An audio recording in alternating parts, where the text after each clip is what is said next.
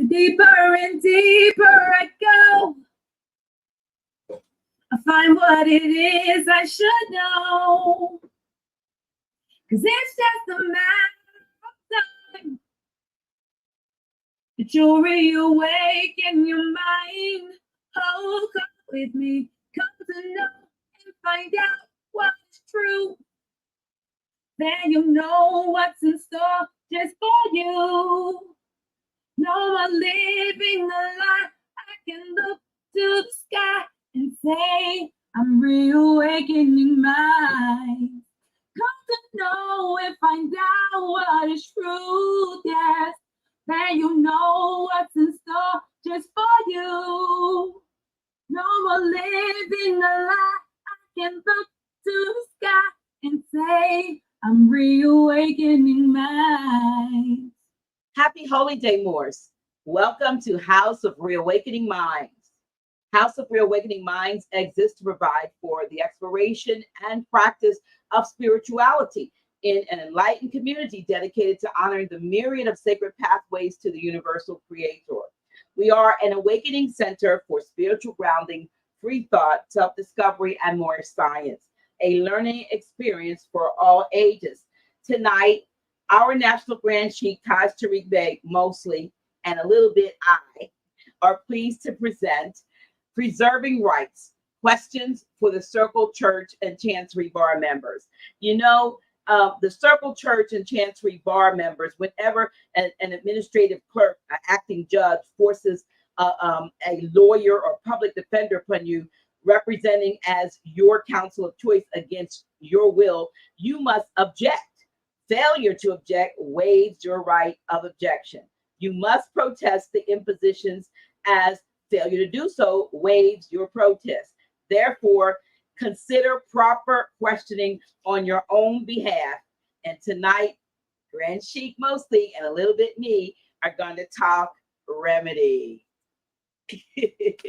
Well, back again, Dr. G. Oh my God, let me just tell y'all, it's hot. We have the air on. You probably hear the air, but I am, look, I'm sweating. Grand Sheik, you're sweating. We're doing the sauna. We're doing the sweat thing today, y'all. So I do apologize. I can't help it. We're it's hot.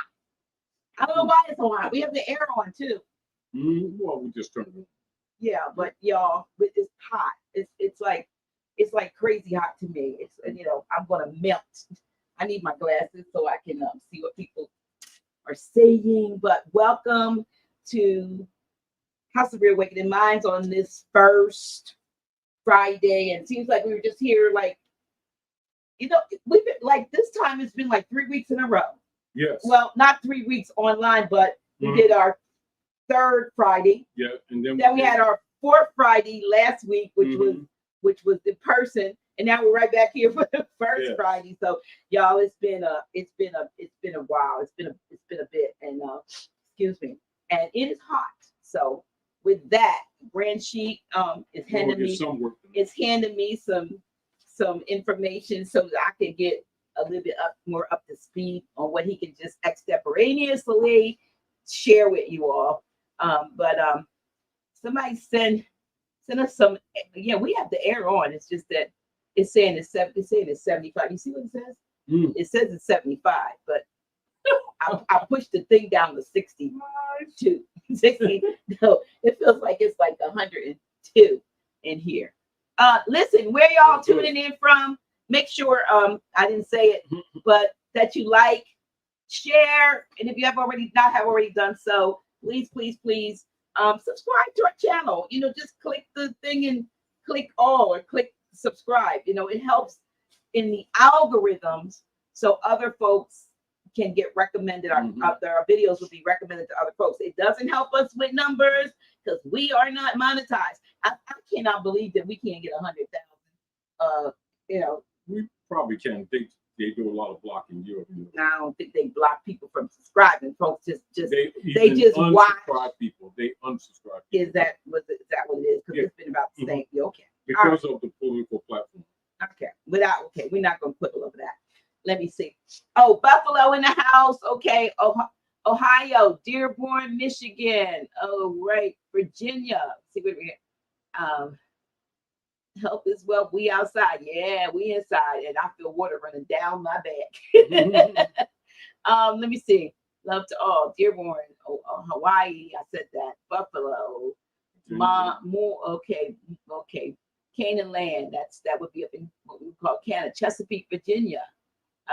Elizabeth City, and North Carolina. Seattle. Memphis, Miami. Seattle. Baltimore. That's where my mother was born. Be more. Let me see where y'all coming from. Okay. Mississippi. Chicago. Detroit. Chicago. Republic of Alabama. North Carolina. Arkansas. Been there once. Little Rock. Okay. Charlotte. Springfield, Ohio. Republic of Texas. H-Town. So I guess that's Houston. Mm-hmm. All right. Okay. Florida, land of flowers. That would be what we call Florida. New Jersey, the UK. Okay, across the pond. Atlanta in the house, Georgia in the house, Tampa in the house, Las Vegas in the house, Raleigh, North Carolina in the house. So I'm trying to go. Yeah. Okay. South Carolina in the house. You see, can you help me? Bahamas, Texas. Again, more Chicago. Philly, our neighbors. Mm-hmm. Yeah, we practically are Philly. Mm-hmm. You know, like, you just take a big giant step and you hit Philly. Yeah. Alabama, Vancouver, Washington, Texas again, New York, Pittsburgh, PA, Cleveland, Mobile, California Republic, New York, Shakamoxon, that's Philly again, right? Pennsylvania, so-called South Carolina. All right. It's okay. Islam. Okay. Where we at? Birmingham. El Bay. You not in Russia. You probably. Denver. El Bay's probably drinking a black Russian or white Russian drink. That's not Denver. Okay. Daytown, Ohio, Dayton, Dakota Territory. Dakota. Okay. We out in Dakota too. North, South. Winnipeg. Okay. Tampa. MII. I don't know where. Columbia, Ohio. Canada. Buffalo. Wichita Falls, Texas. Columbus. Milwaukee. Buffalo. China in the house. China. No, see now she didn't went from Russia. El Bay. All right. Okay. All right. You can go anywhere you want to in your mind. So if that's where you are. Seattle, Washington, England. Mars. All right, Sheik is tuning in from Mars. All right. And okay. Ashe is up. So tonight, Grand Sheik, you want to talk about when and if and when we get whenever they're in the venues. Those venues. Now, most of you, first of all, we want to greet everybody. Islam. Assalamu alaikum. Shalom. Body makum. Bon abort. As a matter of fact, Dr. G, earlier today, when we were talking. Iced tea. For a minute. Green tea. Yeah. Actually, this is basically a redo of a Great Seal lesson of Sister Delilah's. Okay. Yeah. And so these are notes that we're having, which is on Chew Avenue. So you're talking like 2014 area. Okay. All right. But nothing's changed. 10 years up. But the information is necessary because of the ongoing geopolitics. Okay. And now keep in mind to keep people up with where we're going, because we don't have the time to go over every little small issue. So we want people to comprehend where we're coming from and why we're coming from. And so people need to know, number one, the Circle Church and Chancery is like the mother house of the Sadducees and Pharisees, that you call today lawyers, attorneys, which you would relate to the original article of Amendment 14 and the Supremacy Clause and the disallowance of members of the Circle Church and Chancery to hold office in the original organic, constitutionally based United States agreement of operations in the Western Hemisphere at North America. Let me ask you this though. So if that's the case, and that's never been amended or rescinded, no, and they just remember this, the last Constitutional Convention cycle with George Washington, who was the 9th president. There's been no constitutional convention thereafter. Therefore, any so what called established law thereafter is color of law or prima facie. That must be understood. And what does prima facie mean? That means it appears to be right. It has been operating as law, but in fact it's not law. And this is back to fundamental civics, where the people must understand, one, what government is for, what limitations of government, because keep in mind, government exists only for one purpose, and that purpose is to serve and protect the pre-existing divine rights, which is referred to as birthright, also referred to as unalienable rights. Some people say unalienable, but what it means, no lien can be placed upon it because it's based in divinity. It's based in the nature of your natural existence. Are we clear? Governments possess nothing. Government has no money. Government only has a position of trusteeship over and on behalf of those who are governed, and upon their interest, it exists, has no other purpose. Any other activities outside of that is treason, and the reward for that is death, because you're dealing with divine powers.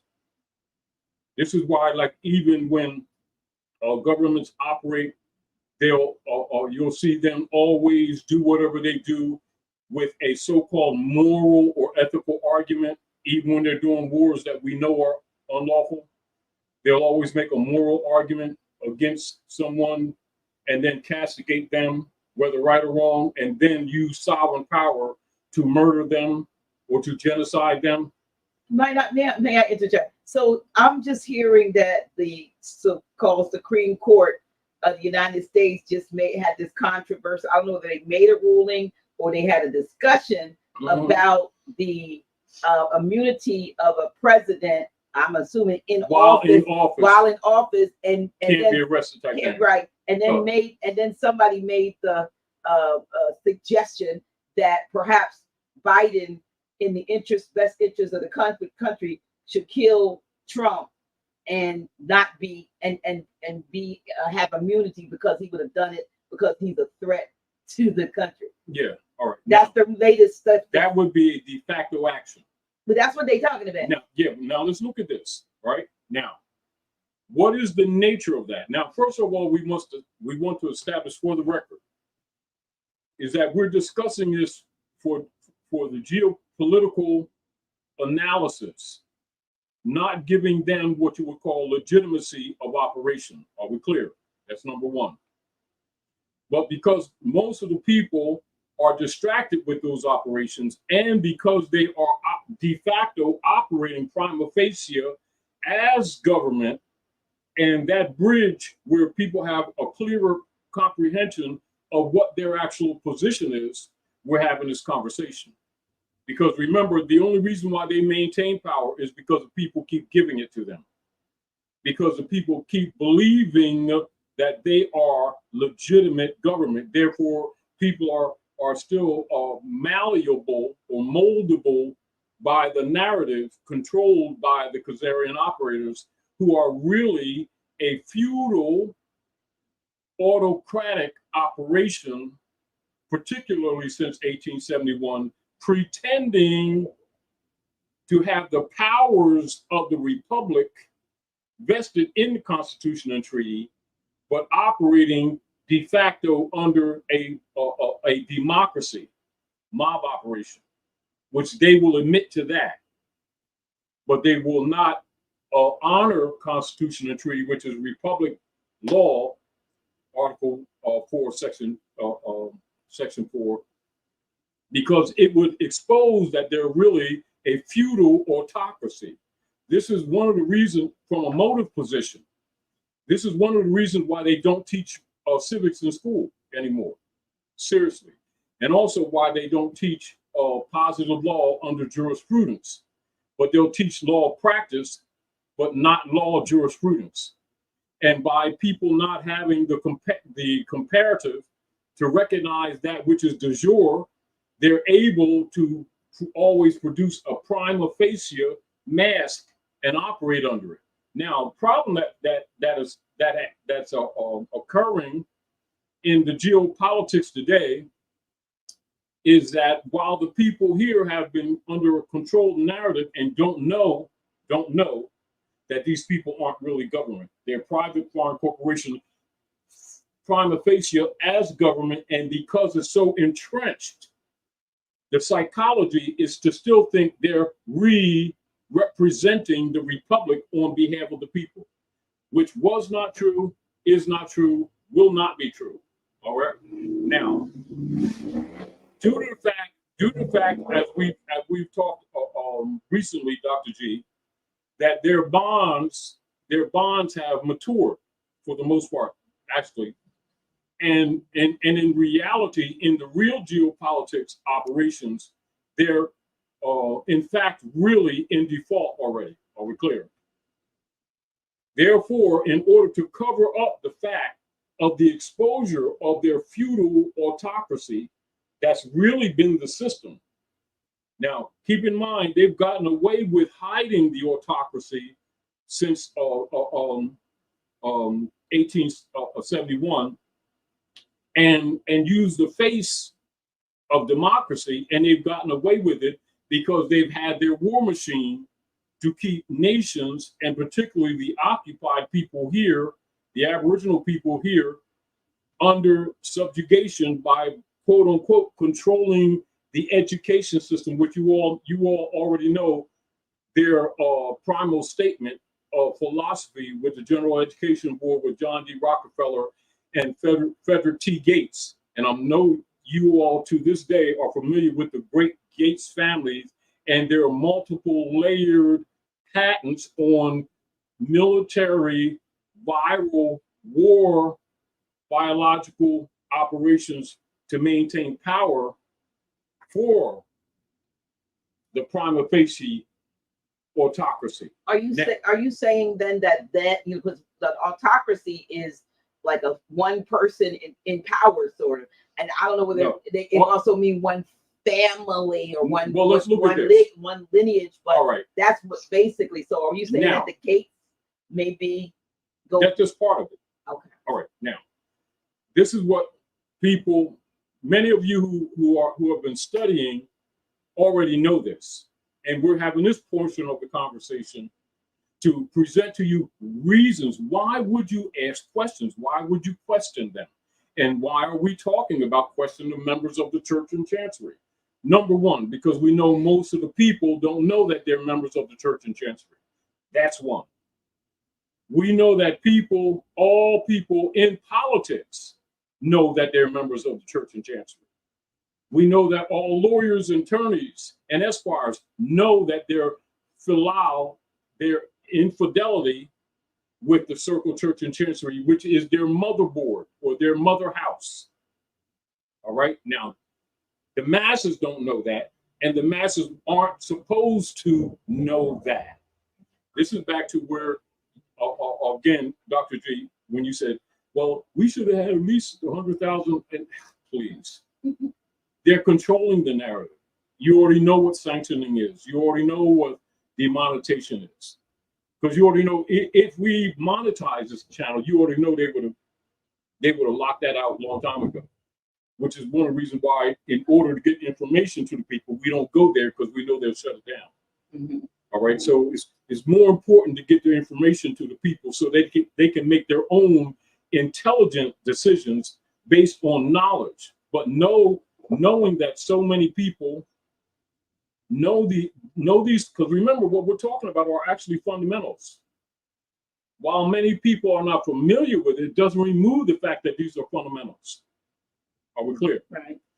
And because there's so few people who are honest enough to talk about it, very often people will take the position that this is the position of members of Moors Order of the Round Table, or of the Great Seal, or of the Added Chamber of the Moorish Science Temple of America, but not with the others, if you get the point. When actually It is the foundation of world geopolitics, operative, de facto.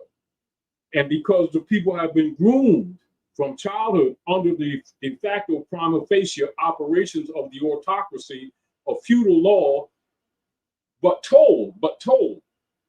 trained that they were governed under democracy, knowing that these people took an oath on the republic and an oath of ethics on the republic, it creates a gray area, and that has created a mask for them to operate under their LLCs for all of these decades. And then the Jesuit army, which is known commonly as the congressional, and it's important to say congressional, because even when they talk about it, because they've been caught, they will remove the word congressional, but that's incorrect. The congressional, industrial, military complex, quote unquote, the current operative Jesuit Roman army. That's what it is. For world conquest under U.S. policy. That's unum sanctum policy.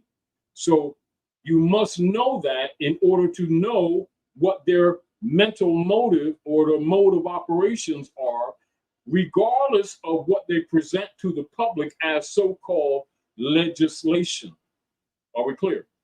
When they say so, circle church, Circle, church, and chancery. Church, because circle is church, right? Circle, church means circle. The church means circle, so they're doing the oxymoron. They're going church, chancery. But it ain't what they think it is. See, this is the deal. It's broader. The masses concept of the religious, spiritual type. Exactly. That's not what it is. Y'all. They don't understand it's a military operation. Always has been. You know, for those who know, like, in other words, even people who consider themselves so-called religious in that concept, right? Generally refer to what? Oasvi, Septuaginta, Bible, Torah, Tanakh, Vedas, i.e., right? And think Coptic, or what you would call the Sabian divine principles from which we draw, you know, laws of Ma'at, the moral codes, etc., 10 Commandment principles, etc., which were adopted from the laws of Ma'at. Same thing, you know. And so the perspective that people have of religion from a so-called moral and ethical perspective is not the perspective upon which it is used by the operative politicians. That must be understood. Are we clear? It's part of the designed deception to maintain the mask for the feudal autocracy that has been disguised as the U.S. democracy operations. Therefore, the mask is never and has never been what the real operatives are. The problems that are facing the people now with what they're calling inflation is really part of the wolf being exposed, meaning the mask is breaking. And the real demonic operations are being exposed on multiple levels, whereas they don't have the apparatus that's effective enough to keep the mask on, to maintain the prima facie for the public. Because remember, the prima facie is for public only. Always has been. The key to a good, what they refer to as a good politician, is to maintain the prima facie face. That is the whole thing. So the masses, now keep in mind, all politicians know this, all persons in secret societies, most of them know this, and most sincere researchers know this. But they also know as soon as you get into a conversation along this line, the people themselves will come to the defense of the system and attack them. So they are at risk to even reach out to help the people. Not just from the operatives, the prima facie operatives of the Circle Church and Chancery, but from the people themselves thinking that you're attacking their quote unquote democracy government that's there to protect them. So what you have is, how do you say, trying to help rescue people to put them back in their true own will based on realities that them by controls have been held outside of that reality by virtue of the autocracy. And as the mask is breaking, you will see operatives of the autocracy will make statements like it's kind of preparing the people for what's going to be exposed that they can't control anymore.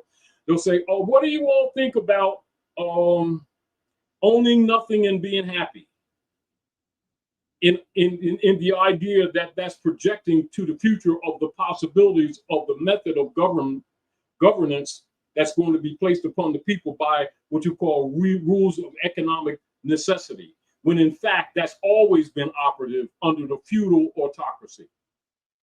One of the traps is, one of the evidences to that, Dr. G, is what's somewhere around 1917, when they started doing the taxing for the war, taxing property. Oh, yeah. You have anything on that? But you can also present even your thoughts on it, right? Yeah, well, that's the... Now, what does that constitute, Dr. G? What do you mean? The property tax. Taxing on property. Well, first of all, you take something in. No. Just look at it logically. The 1917 War Tax Guide, right? That's the federal law covering the income tax, the Stamp Act, right? Profits tax, right? Business tax, estate corporation tax, codified, indexed, explained, illustrated, with charts for quick reference. Now, what makes this important, Dr. J? I guess they can. Yeah, the print is hard to read. Yeah, because of the reflection of the light. But this is the point, Dr. J. When people in politics already know this, it's never discussed publicly because it would expose them. Because what do you find? That once you look at this, all of it is unconstitutional, which means they are operating in a state of treason and misprision and know it. Are we clear? Now, why are we having this conversation about preserving rights and questions to ask? Because when you begin to ask these questions, when they answer, they will expose themselves by their answers or by not answering. Are we clear? Now, in the rule of law, like say if I accuse you of drinking my ginger ale, and pardon me, you're accusing me of taking your tea. Yeah. Right? Don't you have a right to question your accuser? I got ginger ale. You got tea. I have tea. I was drinking over there. Yeah, mine's over there. This is my stuff, and that's yours.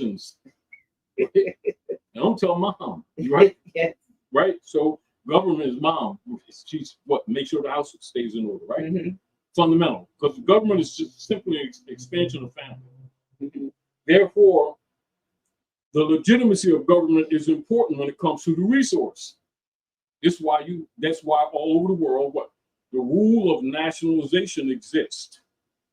And for someone else entering into the house, you have the rule called naturalization, which was modified by Grant, right, of 1870, right? And then you look in line with what they were doing with the Whittemore Party, 1854, the convention here at Philadelphia, and the operations that you see now with the Democratic and Republican Party, who are operatively what? Since 1871, a feudal autocracy wearing a face of democracy since 1871, February the 2nd, which is called the Organic Act of Congress, which is what we've been operating under And so from that grooming, from that time to even to today, the masses, when you're talking real civics, don't recognize it because they haven't been told the truth. But because they believed in these people, because they so-called took oaths and represent, not being, representing law, but are not law, the people would approach them as having the authority of law vested in Constitution and Treaty, Article 1, Article 3, Section 2, Article 6 in its entirety, Article 4, Section 4, etc., Article 1, Section 10, to protect the people's estates and interests, and would be limited thereby, right? So, by not teaching civics to the people, as a rule, they've allowed or they've promoted the fiction that their private commercial paper is money and have gotten away with it for generations, and through their counterfeits, because we've got to remember, what does prima facie reflect in the actual functional world? It represents what is known commonly to the average person as counterfeit. Are we clear? So when you think prima facie, semblance, simulacrum, distinguished from that which is real, it's also called colored, right? So that's why the laws that they create are referred to as color of law. For those of you who already know basic civics, right? And also, like say, for instance, for those who say are going to say a Wednesday class or Sunday school in the more science simple as a matter of course of operations, right? And they see where Drawley says, what? You're not Negro, black, or colored. People who don't understand will look at from a genetic point of view, and he's talking both the branding system and he's talking about color of law operations. Because the theme, one of the major themes of the operations of the Moorish Holy Temple of Science is what? Treaty and constitution enforcement, which are essentially by law the same foundation, or they're connected. Meaning that when you're looking at supreme law of the land, you're looking at constitution and treaty together. All right. Now, so when they instituted the so-called war tax, that was an act of what? That demonstrated feudal autocracy. But by the people not understanding constitutional law, not that some didn't, but as a general rule, they submitted to that and didn't know that as early as 1917, they were already designated under feudal law operations of the autocracy and no longer owned their homes. So we're not just talking about one of the other activities that took place on Jekyll Island where they converted. This is why we always remind people, keep in mind their operations at Jekyll Island off the coast of Georgia was not just dealing with the autocracy operations, but also converting the people's right of property into what you call mortgages and deeds, which has accumulated this expansive 35 trillion alleged dollar so-called debt on the people, which is far more by implied value than all of the people have ever earned in their lifetime put together. So how can a so-called tax, which is a small percentage, expand beyond the principle of the general public's total generation of so-called financial compensation in their whole lifetime for all the generations? So go ahead. I want to share, do a little interjection, share something. This is called the American Dream. March 9th, 1933. A day that will go down in infamy, spoken by Franklin Roosevelt on a different day, but applying more surely to this day too. For on this day, by the Trading with the Enemies Act and the declaration by Congress of the bankruptcy of the United States, a corporation, the American dream became a nightmare instead. Slowly but surely, the bankers proceeded to take over the federal court system, the taking over of which is now complete, for federal rules must now be used in state courts. Congress, never having lawfully assembled after Abraham Lincoln dissolved Congress within the southern states, walked out during the debate over the Civil War, nor ever having been passed in deposit law, is now seated outside of the Constitution, as the court system is as well. This is the reason, this jumps in because we're coming up to this is the reason for registering to vote. For by registering, you were given the quote unquote privilege of voting, and anyone who signs in and votes in the federal elections or in any election is voting as a corporate entity, a straw man, and is agreeing to the presumption that Congress has authority to act from its foreign jurisdiction. Now, continue. Okay, the entire court system is now ruled by and under their foreign jurisdiction flag. And what is that jurisdiction? Which has a Church and Chancery. Yeah. Fleet Street, England. Go ahead. Which has a gold fringe around the edge and a gold eagle or gold symbol above the flag. And some courts will make mockery of the United States flag by positioning it in a vertically gathered way rather than set free. The powers that be knew that all commerce is ruled by the law of contracts that are known as UCC. No contract, no case. The schools began to teach that any contract you sign is a valid contract that you must fulfill. This saying is true as long as creating the obligation. Yeah, this saying is true as long as the contract is between two living souls, where the contract is fully disclosed to both parties, and both parties agree to the terms by adding their signatures thereto. And I can think of dead pledge mortgages where you're the only one signing. Right now, you understand third-party interloper issue? Yeah. All right, continue. So, and that good credit, honest credibility is the most important thing that you have. Well, a valid contract has 5 parts: 1, an offer; 2, acceptance; 3, consideration; 4, signatures of all parties to the contract; and 5, full disclosure and mutual understanding of the terms. Only the parties that sign the contract can enforce the contract. What's more, a lawyer cannot settle any dispute that may arise from a contract without both parties' consent. The Creator created man with the, as you said, unalienable right to govern himself and to form a government. Man gave government the right to form corporations, and we saw that when we were reading, what we were handing out last Friday, right? As man has no right to rule his creator, God, a government has no right to rule its creator, man. A government can only govern what it creates.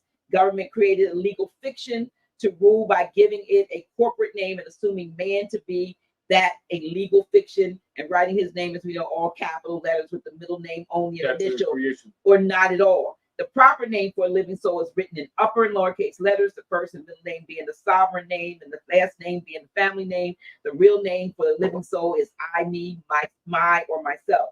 Government is only a piece of paper, being a creation of mankind. As the government, being a piece of paper, could only create a corporation which in itself is not able to sign a lawful contract with a living soul. Can't speak. All corporations must have someone to speak for them. And the government came up with a solution: the lawyer, who has been appointed to speak for all corporations in the courts which they have created. The government then devised an alternate to the lawful contract called the unilateral contract, or one signature contract, like a mortgage, dead pledge. Their own description of the unilateral contract says that they were probably written up by a lawyer or a group of lawyers to commit fraud with the intent to extort monies from the signers. The lawful problem with these contracts, aside from the fact that they only have the signature of one party to the contract, is that they have many hidden traps. That's called an unconscionable contract, about which the party is unaware. In many such cases, such as bank contracts or signatures for checking purposes, the contract is never shown to the depositor. All contracts pertaining to corporations signed by one party participant are fraud from their conception and are used to extort monies from the people. They cannot. Birthright theft is called estate transfer or reversion, or what you call reversion and conversion of estate. Continue. They cannot be enforced except with our permission or consent by assent. That's why they ask you questions when you enter into their shipping room.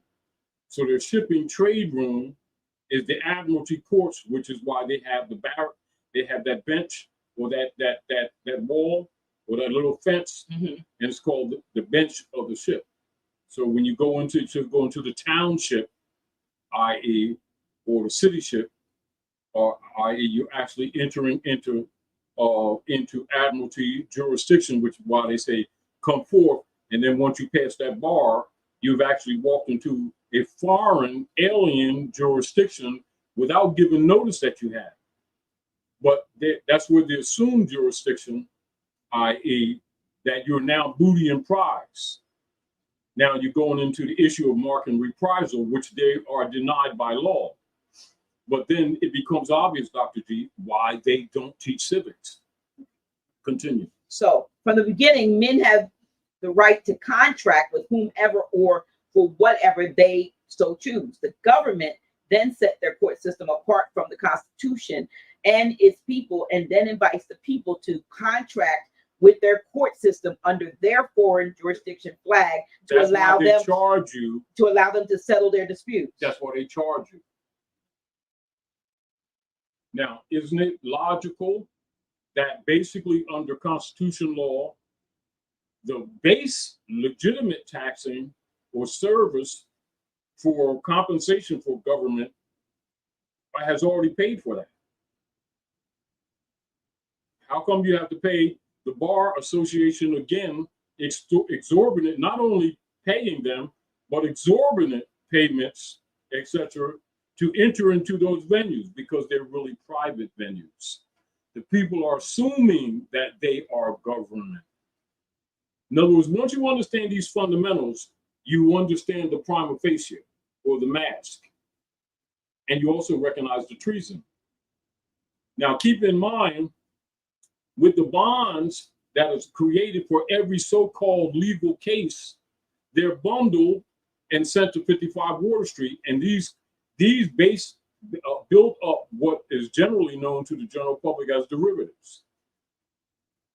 And then they sell them to other people around the world, etc., as U.S. Treasury bonds, with a promise of a benefit upon it. Now, to get that benefit, they tax the people who they actually sold through the bond system, who don't understand the bonds are on the people. And then they imply that the people or the real nationals have incurred the debt for the services of the corporation, which you read. And this is the origin of the so-called, which is totally fictional, proving it's fictional, the so-called national debt in the matter of trillions.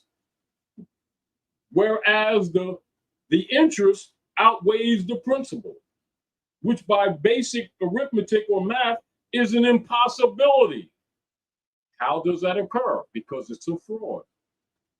And it was only a matter of time that the interest would out or expand beyond principal, which would be impossible. How, like this, Dr. J, right? A little legitimate tax, right? Like say, if you went to purchase this little bit of hot sauce thing, right? And this little hot sauce thing costs, say, 5 cents. And they put a tax on this for 0.1% of 1 penny, right? And that deals with them just governing. How is it that 0.1% outstrip the 5 cents?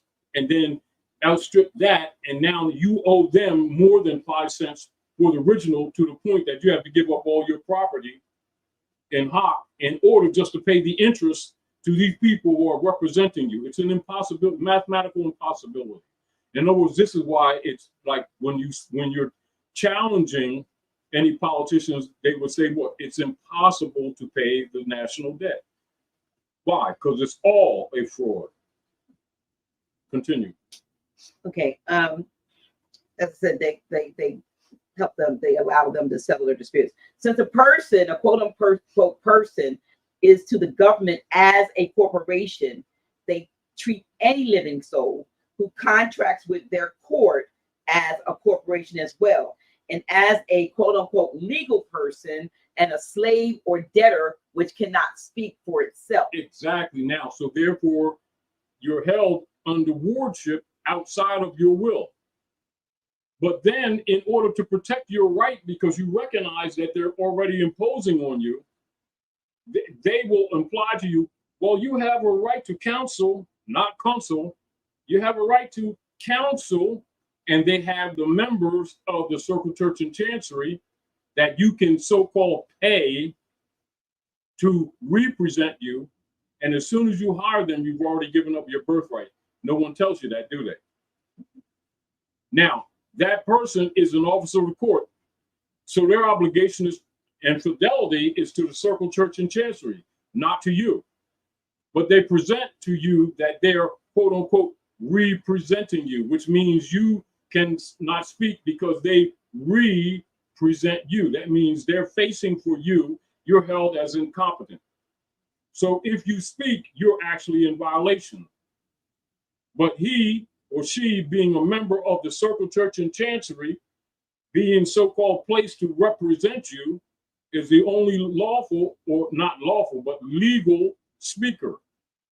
And the administrative clerk, pretending or acting as a judge and magistrate, are in partnership with them because they're also members of the Circle Church and Chancery, a private Jesuit religious organization with its mother foundation on Fleet Street, England.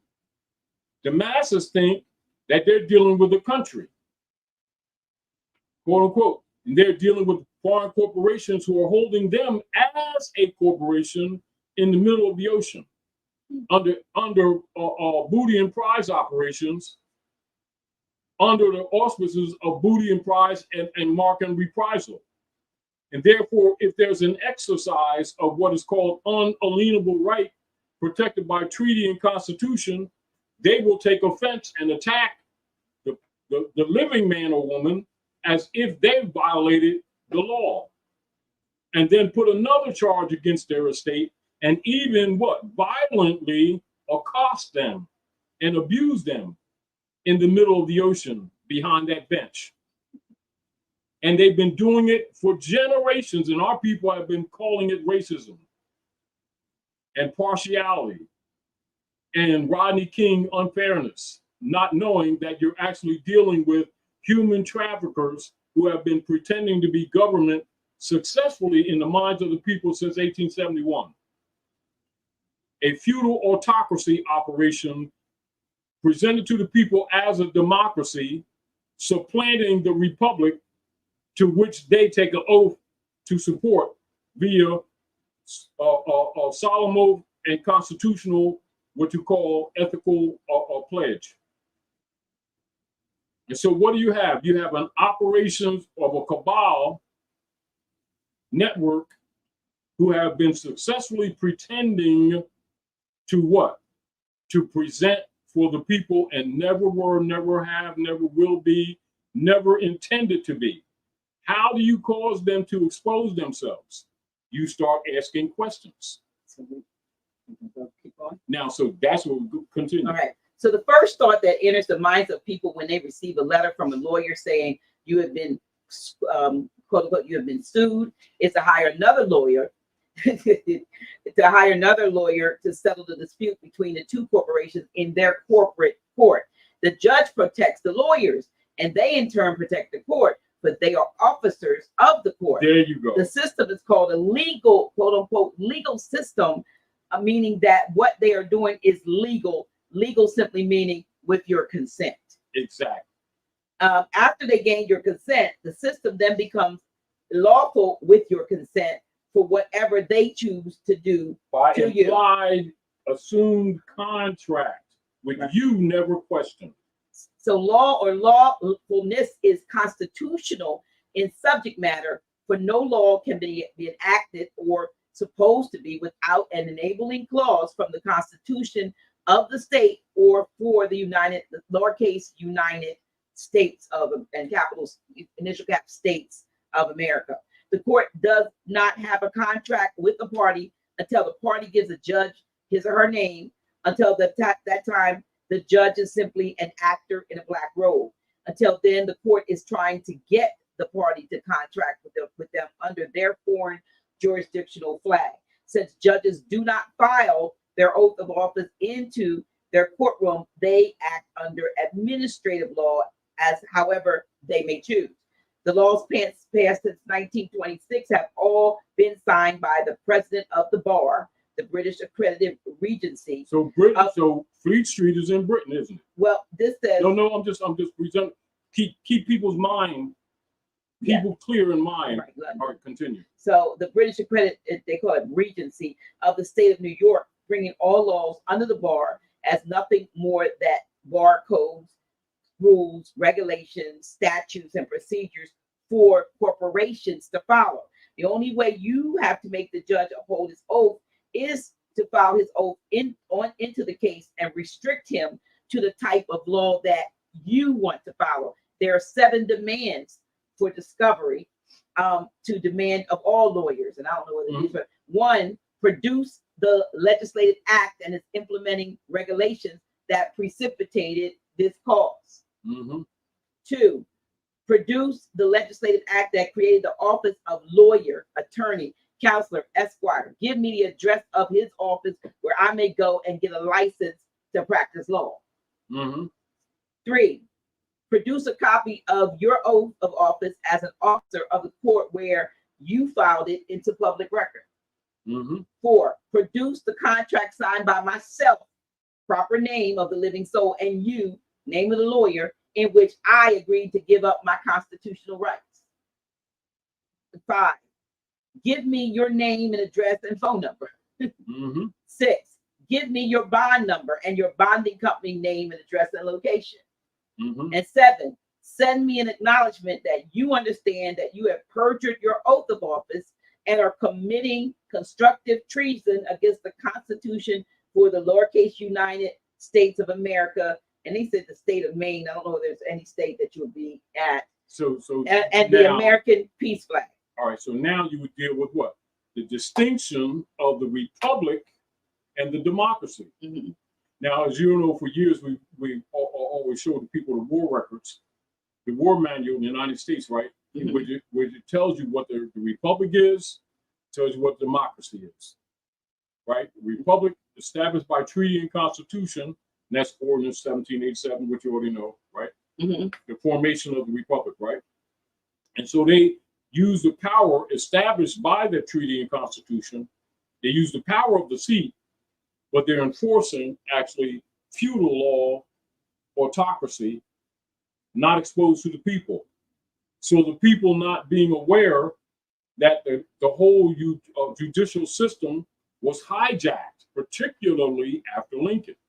This is why those who know, who understand the real history, comprehend even our conversation when we were over there past week, and we were talking about the woman, the European woman who was presenting on behalf of the Pope to Obama, and people you were saying some people don't trust her. Well, they don't need to. If they know this, they know what she's talking about. If they don't know this, they may assume that that's her opinion. Not that she doesn't have a right to opinion, but you would measure opinion by knowledge, not by your own emotional response to what you think or don't think. And this is back to, we're putting back in place what? Lawful reference so people can make intelligent decisions on their own. Because keep in mind, so the people have been operating under the ordinances of these people, right? Not understanding that it's for the corporation, but the people don't know that they themselves are not corporation, right? And so the people have been allowing them to operate on them as foreign enemies of the legitimate state, when in fact they're the enemies of the state.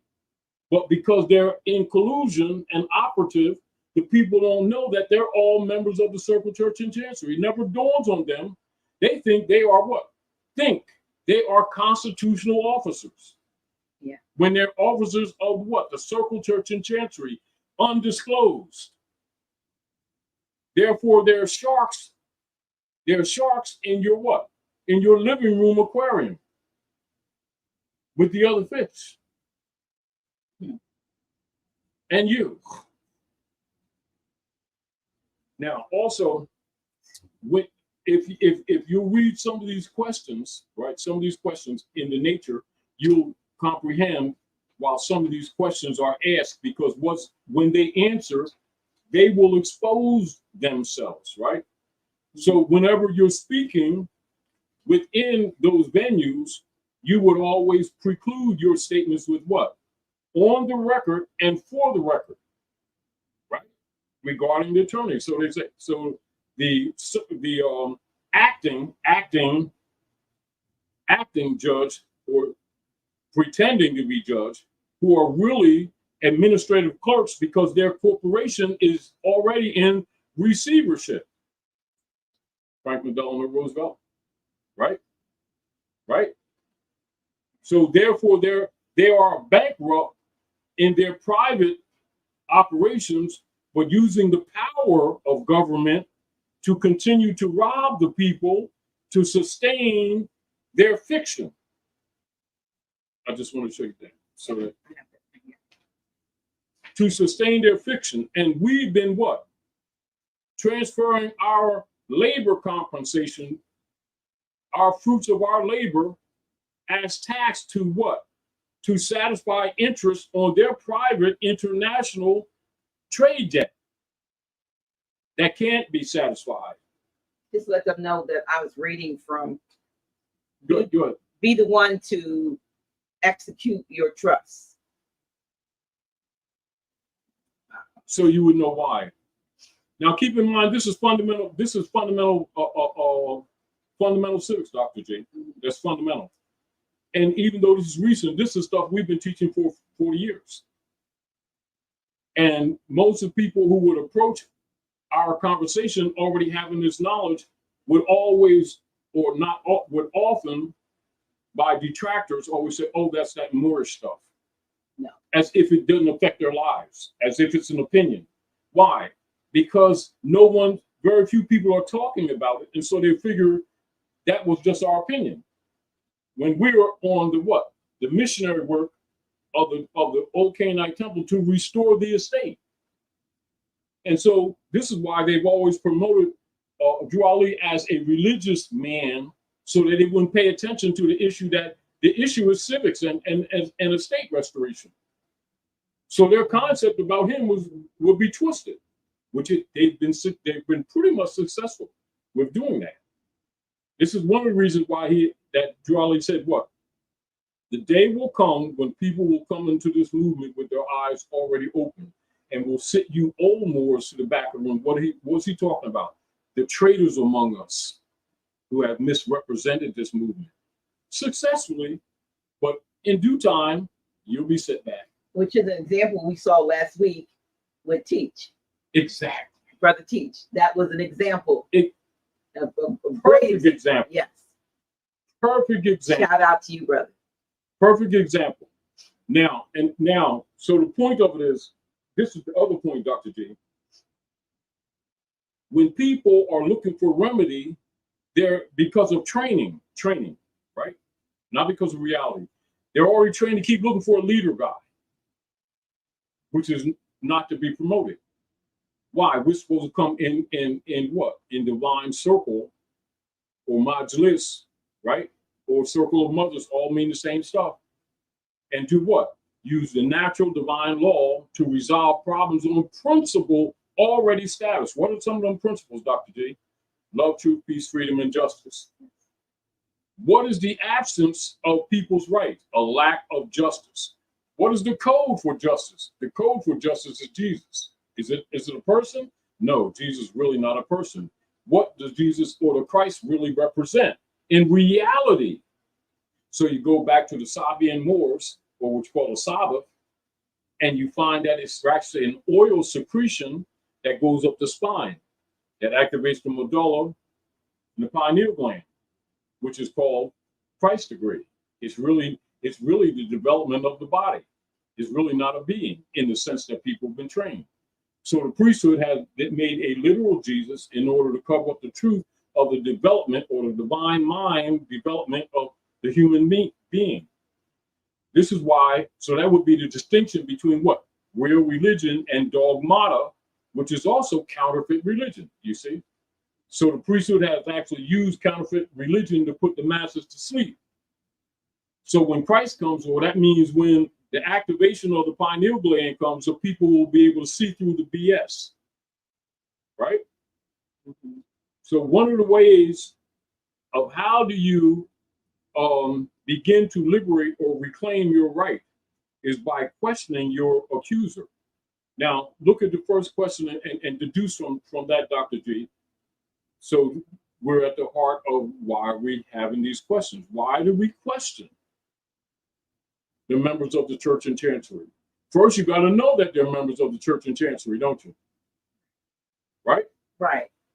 So once you look at some of the questions, you will understand the question, understanding the politics. But if you don't understand or know about the politics, the questions wouldn't make sense to you, would they? For a person who assumed that these people have authority would not object to them, would they? They would accept them, wouldn't it? I'm not sure how that doesn't seem to be a question. That seems to be the first. Because remember that even you would reanalyze even the question, because you would recognize to perfect the question, wouldn't you? Not this right here. No. Once if you read the question, read the question. I don't know. The first place I see a question is down here. Yes, but read the entry. When the court forces a lawyer or public defender upon you as your counsel of choice against your will, you must object. Failure to waives your objection. You must protest. Failure to waives your protest. Yes. That's not a question. But that's a qualification. Then it goes into the question.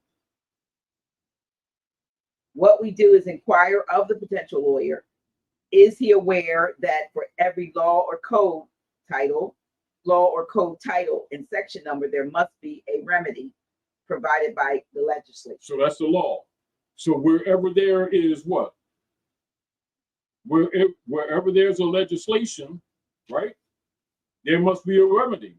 And so what do? You ask them the remedy. But before you go to that, you question their validity, don't you? Right. So if he says no, we disqualify him as unqualified and incompetent because he does not know the law or code remedies by his own admission. But they're entering as if they are what? Law makers or law keepers or law protectors, aren't they? Mm-hmm. So they're presenting themselves. So that would be called prima facie, wouldn't it? That would be implied giving a face of being something that they are not, isn't it? That's prima facie. See, apparent right, but not being the right. The same as de facto. So if he or she, in response to your questioning them, right? If he says no, then you would disqualify them automatically for the record, right? And if he says yes, then you ask him, will you tell me what the remedy is so that I will not be found guilty of this charge? Because remember, it's an action on your estate at all times. And this is back to, remember when we were across the street and we had the brother read estate and land? Mm-hmm. Why? Because it's far more than what the average person thinks it is. Why?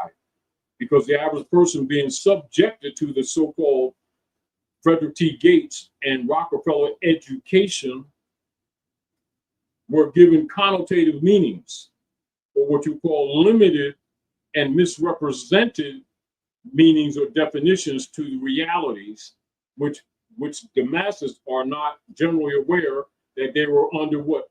Molding control of the board, the Southern Board of Education, which became the General Education Board in 1902, which is a military operation under unum sanctum. And so not knowing this, these people will trust their education to try to analyze their interchange with these people who they thought or think is their quote unquote government. So they would not recognize that it is colored, because their concept is that colored was a people, when colored is simply fraud, distinguished from reality. So they say, when they say we're colored people, Exactly. they're saying we're not people. So they dehumanize you right in your face, get you to agree with it. And so can they be in violation of human rights when they trick you into agreeing that you're not part of the human family? By agreeing to be people of color, thinking it's a pedigree, or thinking it's biological when it's actually a war operations. Fraudulent people. Exactly. So can a fraud argue against a fraud? You see why they always say consent? So if you consent, this is why if you don't question them, or if you don't object, and you allow them, like you walk into a court and you allow them to call you Negro, Black, Colored, Indian, you come under code systems that they've created that you think deal with the nature of the human family, and they've just actually stolen your rights, and you can't go beyond that fence. So if you agree to, say, be under the Bureau of Indian Affairs, you still can't talk because the War Department has to speak for you. So but the implication is that you have rights. What you've given your jurisdiction by consent. Exactly. By agreement. This is why it's important to know who you. One of the most ancient statements around the world is what? Man knows thyself. And what have we allowed them to do? To create these narratives that we know are not true, but we accept on the promise of some kind of benefit from them that we know and can prove that they created. But once we accept, that's called consent, isn't it? Yeah, we're giving you some questions, Moorish master mindset, asking when will we get questions? Did you just get some questions? Did you just hear those questions? As an example. Right, as an example, yeah. So if he says no, like I said, we disqualify him as unqualified, incompetent because he does not know the law. If he says yes, we ask him, will by you, his or her own admission. Will you tell me? Then your question is, will you tell me what the remedy is so that I will not be found guilty of this charge? Right. And their general trained response will be what, Dr. They will go on into apoplexy, stammer, stutter, and not say yes. He will or would be disbarred if he did. Why would he be disbarred? Because it's a club. Right. You're not supposed to give away the and secrets. He's a member of the Circle Church in Chancery, and he would have broke his fidelity to the Circle Church in Chancery and will be cast out. So here's what you do. You give them about 60 seconds to bumble and stumble about. And then we say to the court, for the record, this man or woman is clearly unqualified to represent me, Your Honor. You have to call him Your Honor, I guess. Okay. I reject him or her as incompetent, ineffective, and insufficient counsel. And then you can follow it up with, you say what? However, now you will understand some things we've been saying over the years. I do have right to counsel, as you have obligation, because I have in my hand a copy of your oath of office. And according to Article 3, Section 2, and Article 6 in its entirety, all contracts and agreements be adopted even before this Constitution to which you took your oath, right, are binding against the United States, of which you are what?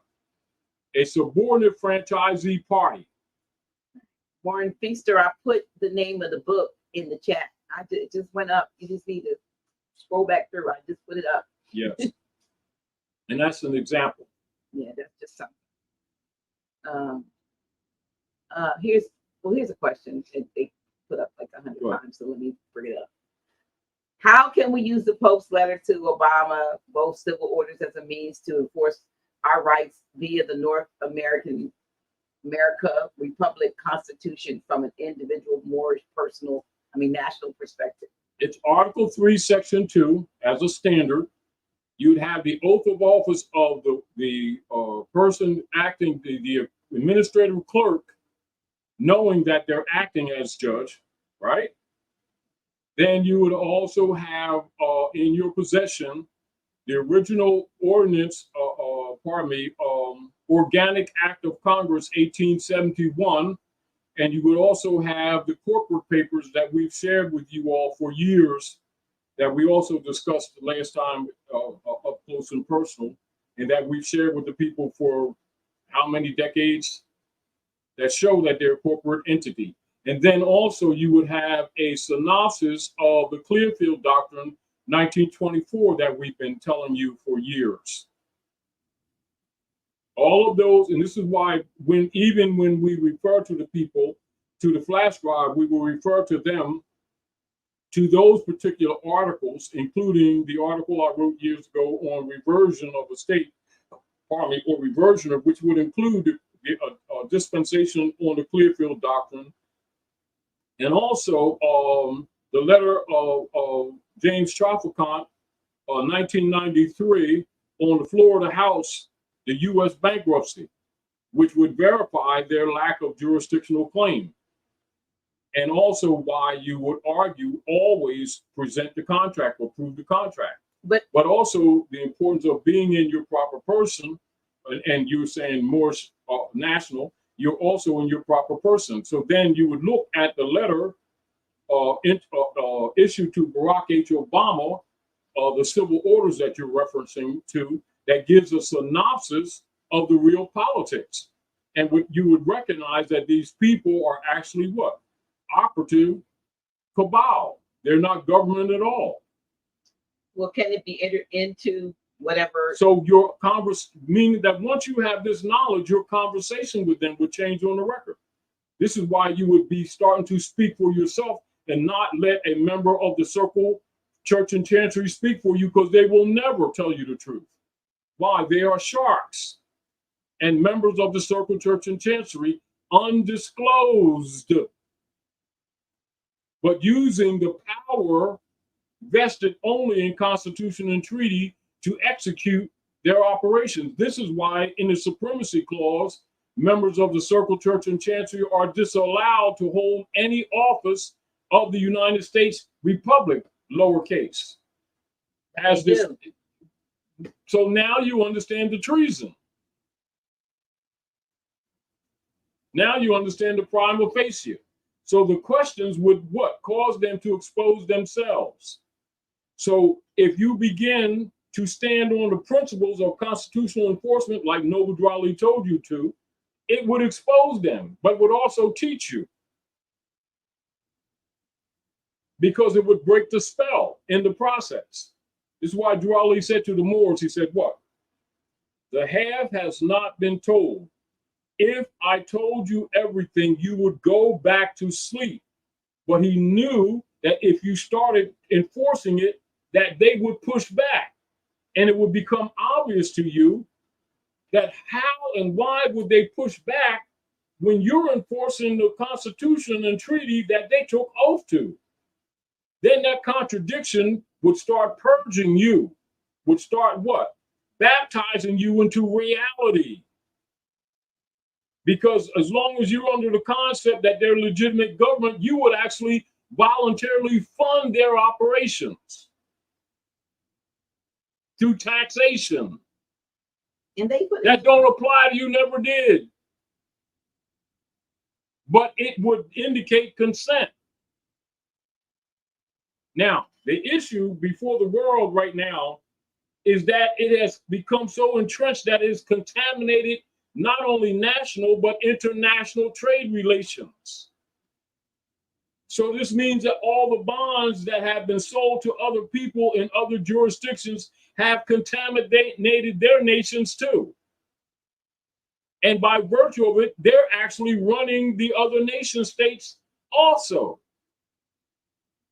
This is why justice or Jesus is not available. So now you look at the code, or you call the codified presentment of the lessons in the questionnaire.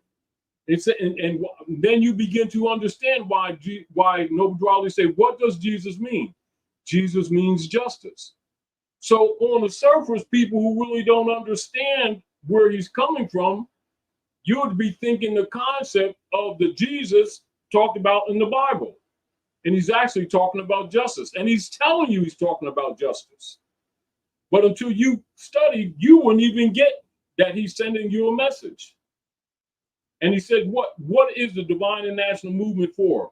Enforcing the Constitution, bringing the people back into the constitutional form of government, right? So what you go back to ancient principles that supersede them, actually. And so you see they've used education to actually take you out of Constitution law under the guise of possessing authority that never was vested in them. But if someone says that to you on the surface, you would look that they're attacking your government and you would become defensive. And you would start defending, quote unquote, the party that you belong to, not even knowing that they're rigmaroles. So once you understand that, you would understand the letter of the civil orders from Pope Francis to Barack H. Obama and the nature behind it, some of which we're sharing with you now. So we're giving you the more of the geopolitics in order to clarify certain misconceptions that are resting with the people now, but also what it shows you that many people that you have trusted as so-called leadership, why they don't talk about this kind of stuff, because it also exposes them as not only being incompetent, but also being compromised, while draining your resources under the pretext of working towards helping to restore your so-called rights, but keeping you busy walking on a treadmill or on a hamster wheel, when the reality, if you know the real politics, you would take care of this business yourself. And you get rid of almost all your so-called leader guys and leader girls, wouldn't you? So remember, they're always looking for you to support their little organizations with 501c3s under the guise that they're helping their people, indigenous people, when they're really not, never intended to. They're taking advantage of your ignorance. But once you understand this stuff, you start doing what? Presenting yourself and not necessarily needing another man or woman to represent you. Why? Because you will be qualified to present your own living soul. Therefore, you would be under what you call law of jurisprudence, positive law, capable of confessing your own under your own vine and fig tree. Because that's what that really means. Speaking for your own estate. In other words, learning intelligently to question your accusers. And by questioning them, knowing the real history and causing them to expose themselves or to stammer and stutter, which demonstrates that they're incompetent. Also demonstrates that they're lying to you. Also demonstrating that they're not qualified to represent you. Also demonstrating that you're qualified to present yourself. Also demonstrating that by right of law, that so-called acting judge or magistrate is supposed to what? Free you off that ship as their booty and prize to back their private corporate debt that don't belong to you. Not your burden, it's not your debt. Then back to reading what? U.S. bankruptcy with James Tropicant, who they also neutralized because from their position he talked too much. So he was a representative for Ohio, which means they will do what? They will neutralize their own in order to maintain the U.S. unum sanctum operations here at North America. Now, in the broader geopolitics, as you recognize the nations of the earth, as Drew Ali told you to, they will stop trading with them. And in due time, what? Industry will come to a screeching halt, which you see it's already in the process of becoming that. So knowing this stuff was coming about, that would mean that would have given you a one-up or some time to start preparing your life or to make your adjustments in your life, knowing that they themselves are going to crash the system and accuse others of doing it. This, the point of it is, when you know the real history, you understand the geopolitics. And in doing so, you don't burn your energy or waste your energy continue supporting a system that is prima facie never was what is presented to you to be. And therefore, you would not allow them to further control the narrative, and thus control or speak for you, and thus be your so-called representative, and thus transfer their private corporate debt on you that never belonged to you, never will belong to you, never did belong to you. And if you knew it and allow them to continue to speak for you, that means you've given up your birthright.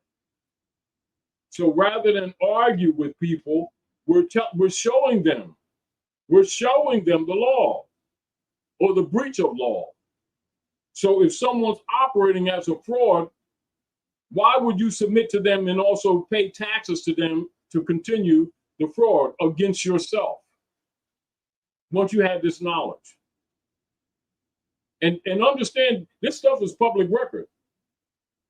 And just because we talk about it all the time on the House of Reawakening Minds, and in Moore's Order Roundtable, or in the Great Seal, or in the Attic Chambers of the Moorish Science Temple of America, or in the Supreme Wisdom level in the Nation of Islam, all of that is the same fundamental truth.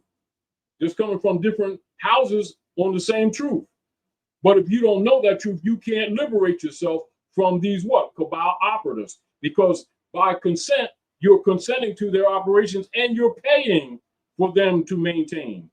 Now, knowing that these people are, for the most part, caught in this matrix, then the rest of the world stop trading with them. And this is what you see happening in the geopolitics.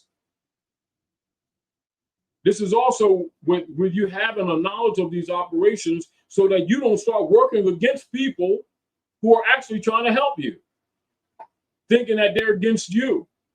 They're not against you. The ones who are against you, your real enemy, has been governing your affairs in trust, and you didn't know that. So you never thought to establish your own trust or trust yourself, because you've been trusting the enemy, thinking the enemy is your government, because they say U.S. U.S. is unum sanctum. It's not what you think it is.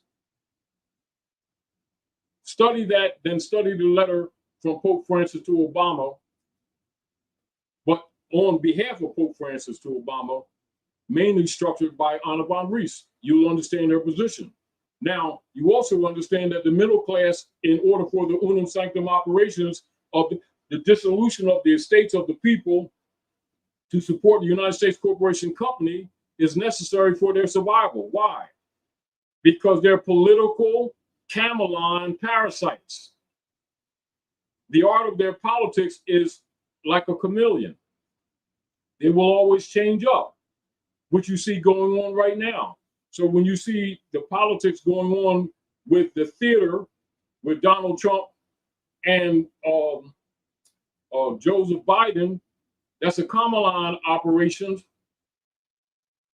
of the same bird. This is why I've told people for years, what I tell people in 16, 17, I say Donald Trump is a sign. It's not supporting him. Is that he's so, by his counter position causes the system to be exposed. Are we clear? That's not a defense of him. Are we clear? Nor a support of him. Is that the arguments that he were making would expose the system. And if you understand the history, you will understand why I said that years ago. Yield the floor for the moment, Dr. D, if you have something to share. Oh, I can share a little bit more of this if you want. Yes. Okay. So under this, I'm continuing with be the one to execute your trust. Under this system of consent, a living soul never has to accept the ruling of the court, but they must, as you said, object at all times to the action being taken. Because silence would be assumed waived. And then it goes on to say, all persons spending time in prison were sent there by their own words. And then it gives an example. Judge says, did you receive a fair trial? And the answer is yes. The party is just being railroaded. Exactly. That's in quotes. It's telling you. Because you can't be. If they're de facto, you can never receive a fair trial under a de facto court system run from a foreign jurisdiction, being the Circle Church and Chancery, and it's what? Paid membership. So okay. But in other words, they saying when you're asked, if the judge asks someone who's just been said, did you receive a fair trial? And they say yes, then that answer is they're being railroaded. Did your lawyer fight hard for you? And if you answer yes, do you feel that 12 years is a reasonable sentence? And they answer yes, you just sentenced yourself to prison. And here's what it says. This is aided and abetted by the party's lawyers, who has just told him to be quote unquote nice to the judge in the sentence phase of his trial, and tells the party that the judge is probably going to give him a 12-year sentence instead of 50-year sentence that he could get. So when he's asking you, well, was that fair? Because you're saying, oh yeah, because I could have got 50. Yes, that was never going to be. It was going to be what it be. They didn't have authority to do 1 minute. You said, yeah. So the other part of the problem is with the laws in today's court, or the total lack of laws. The charge and intent are combined in one charge, so you cannot plead innocent. You must plead guilty, not guilty, or no contest, thereby giving the court jurisdiction over the case. That's why you make no pleas. You object. All the courts have been lumped together into one court: administrative, admiralty, civil, contract / commerce. With the taking of your plea, you go administratively under any law that they want to use to convict you. Yep. According to whether they went to Starbucks this morning, where they're mad at Mary or not. In order for the law to be construed as the law, it must have had an enacting clause from the source the law came from, i.e., king, legislature, etc. All laws proceeding from the state legislature must have an enacting clause, be it in quote unquote, be it enacted by the legislature of the state of whatever. A legislature can only introduce a bill. It cannot introduce a law. The bill must go through and be approved unanimously by the House, signed by the leader of the House, be approved by the Senate, signed by the leader of the Senate, approved and signed by the governor, and then the bill becomes law. And it must be measured by Constitution. Now it is checked against the Constitution to find the enabling clause from which it was written. If the Constitution does not allow the law, then it's void from its inception. This is why they don't do jury trials, because a jury can what? Dismiss it immediately, no matter what the magistrate says. This is why they always have stacked juries. Right. So have you ever heard that a party can challenge the enacting part of the law or the subject matter jurisdiction of the matter he or she is being tried for violating at any time of the trial, or even upon conviction while in prison? That means before, during, and after. Usually it's not a law that a party is being tried for breaking, but a code, rule, or regulation, or breach of contract. Which I gave you ordinance. Right. And now this is back to people understanding why these things are. Now, even as we're talking, Dr. J, right? Certain fundamentals become obvious once you understand these things. Meaning that common sense tells you that these people are what? Criminal operatives. It's not a matter of opinion, it becomes obvious. So what occurs when you really understand the real social politics? Your knowledge would already create a protocol of questions to ask them. And what do you discover? That they belong to a private club, right? That has no constitutional foundation whatsoever, that is foreign, and they are acting what?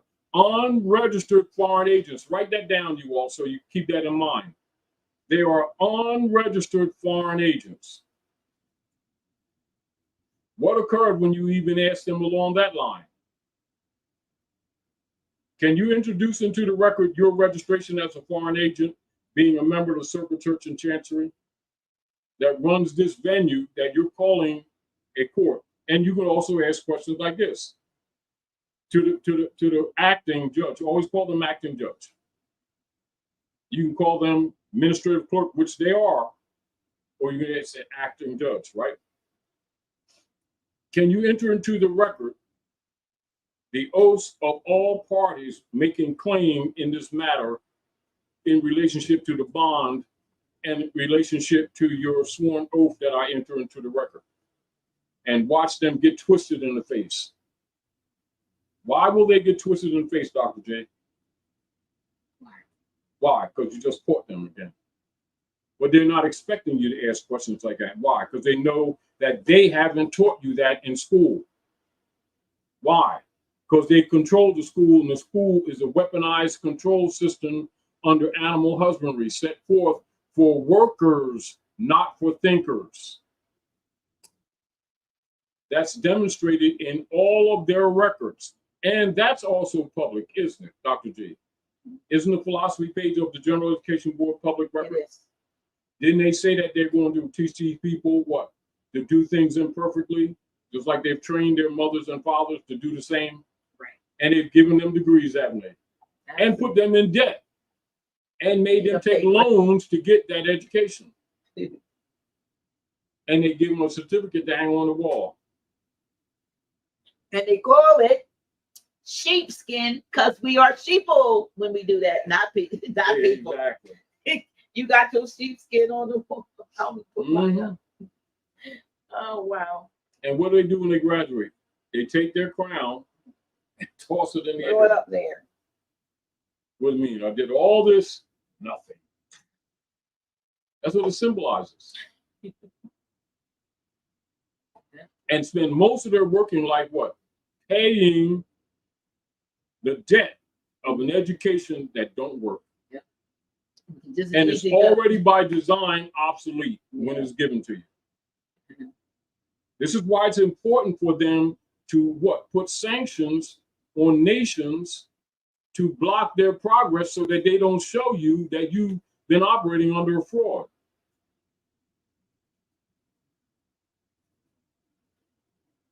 And also, Dr. J, when you understand this, you understand why when they did what they call open border policy, that it's a counterproductive for them, because now they can't argue against it, because they would have to bring up what? What would everyone listening? What is the lawful international law difficulty that they have created to cover up the fraud of the banking system that's collapsing and the bond system that's collapsing, right? And the hedge fund system that's collapsing?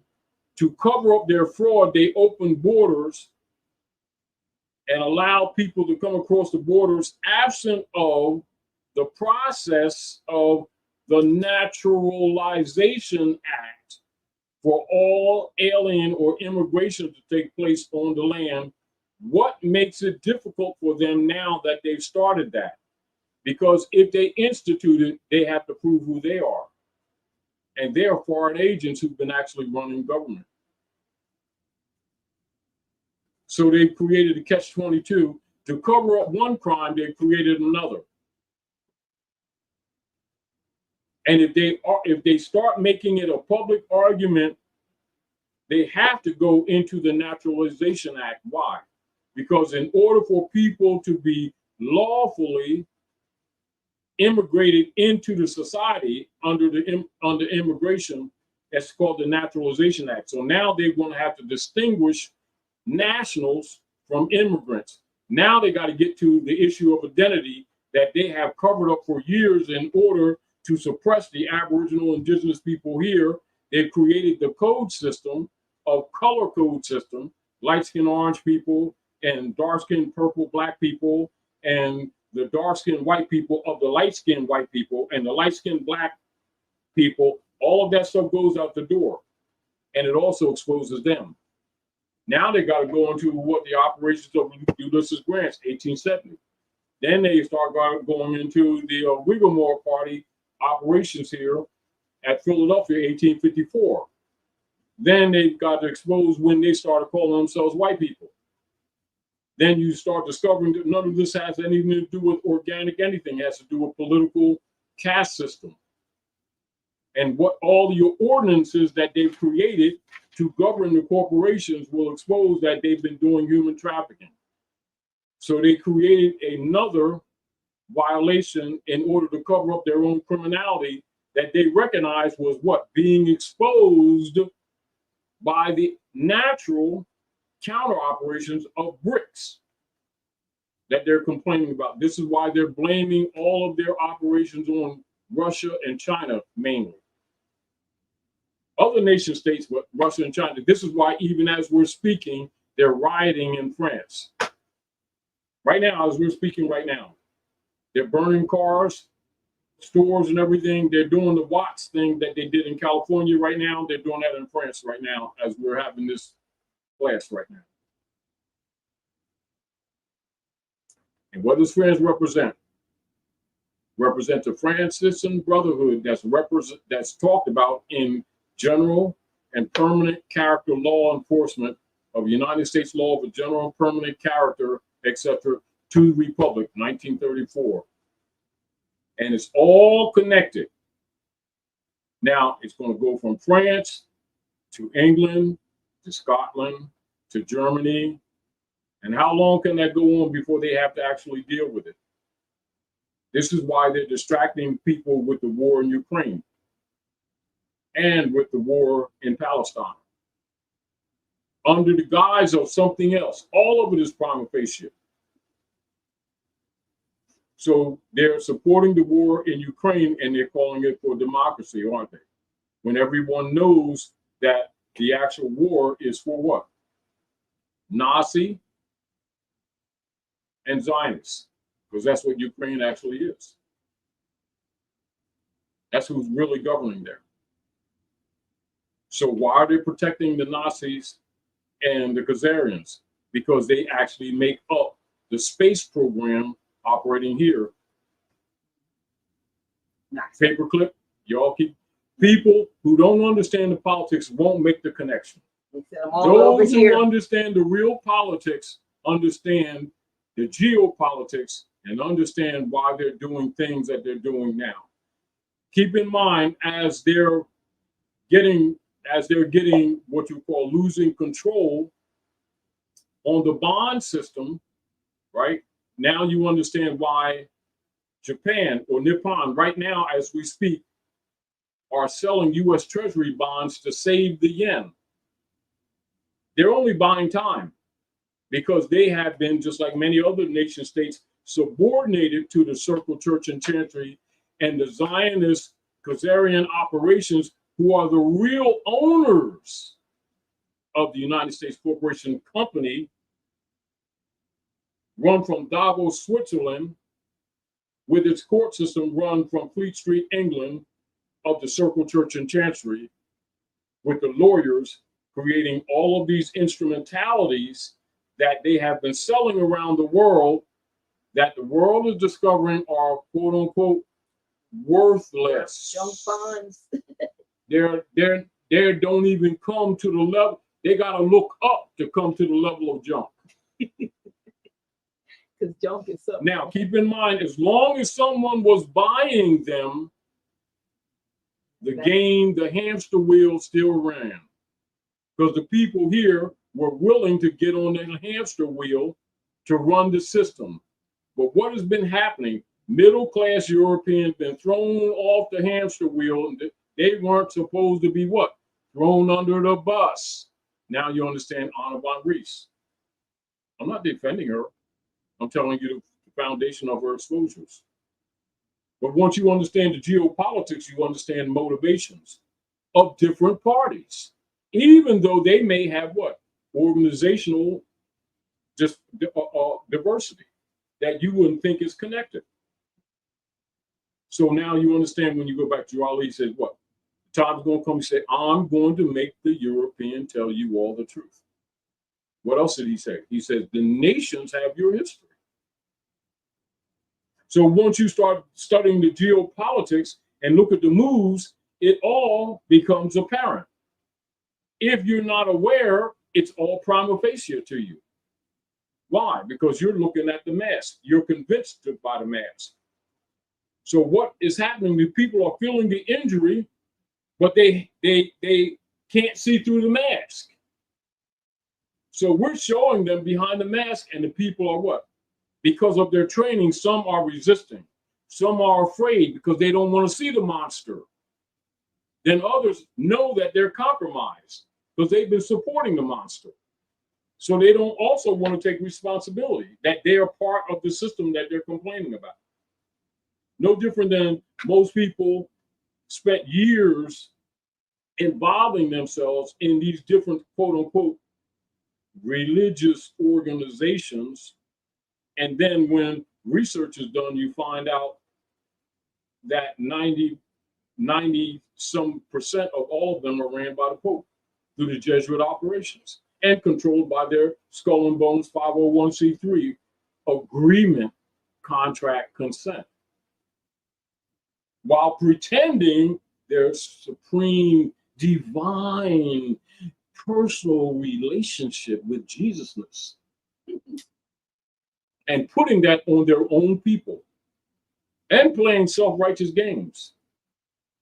Not that some of them weren't basically sincere or start off that way, but they never examined the contracts that they made. Don't even know the rules of contract, what they're going to tell you about spirituality. And they've gotten away with it until it don't work anymore. And that's what's happening now.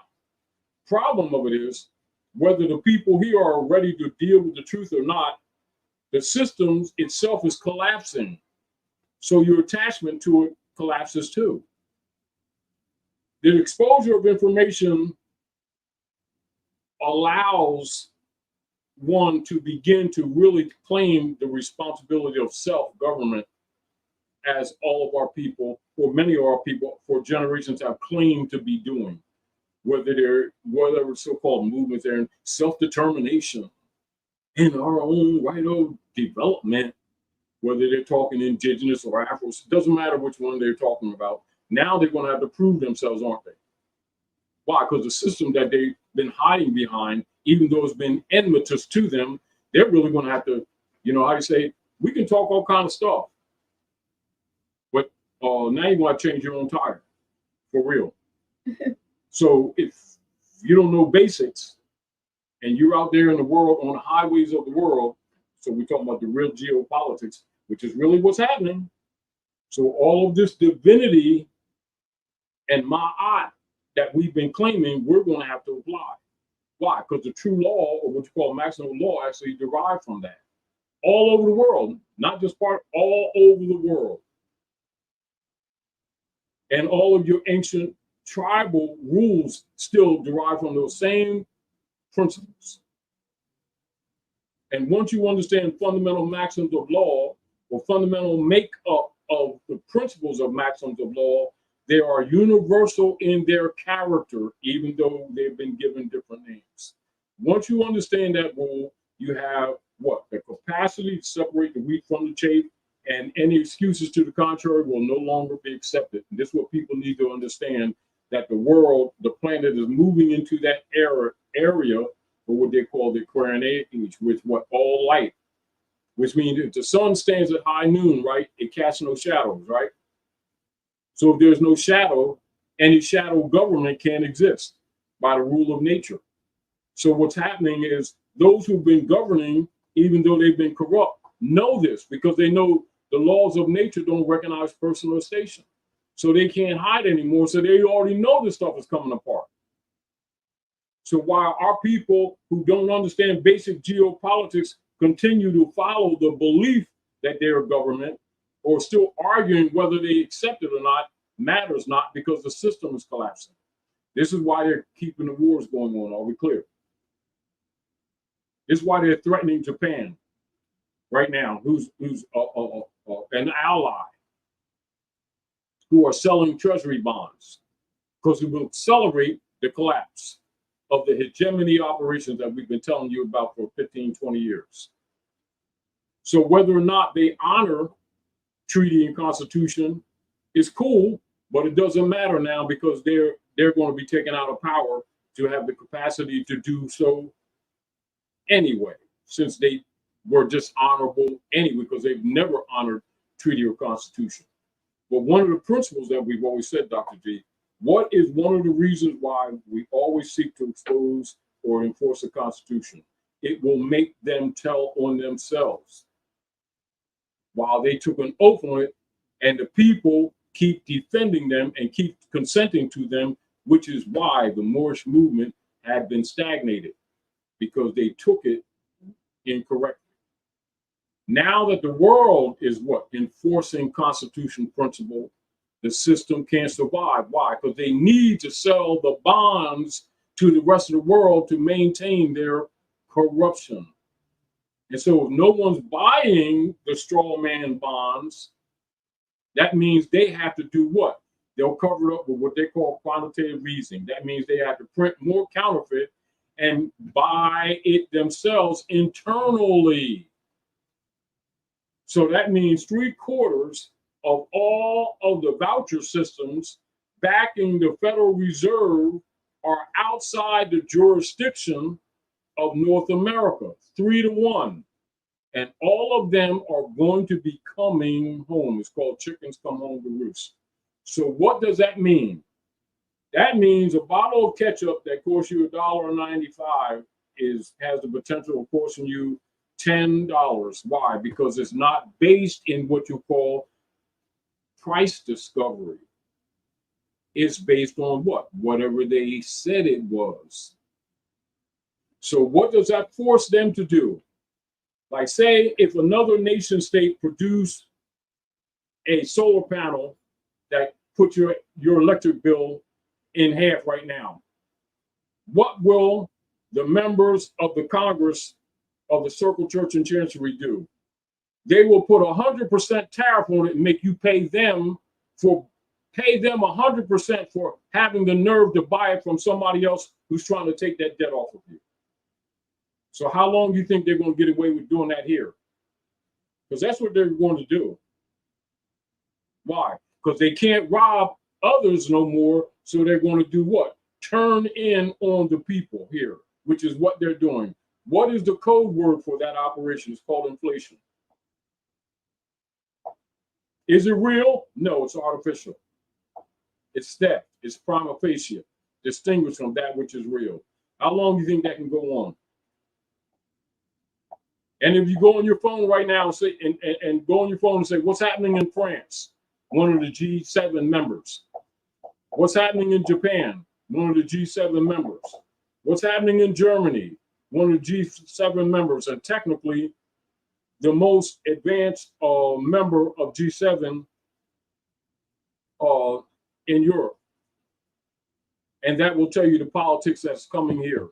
That the art of the camelon, of the political camelon parasites or PCPs are operating right here as we speak. And also why we're telling you to what? Start questioning those members of the Circle Church and Chancery who are going to be stealing your private property to support their stuff.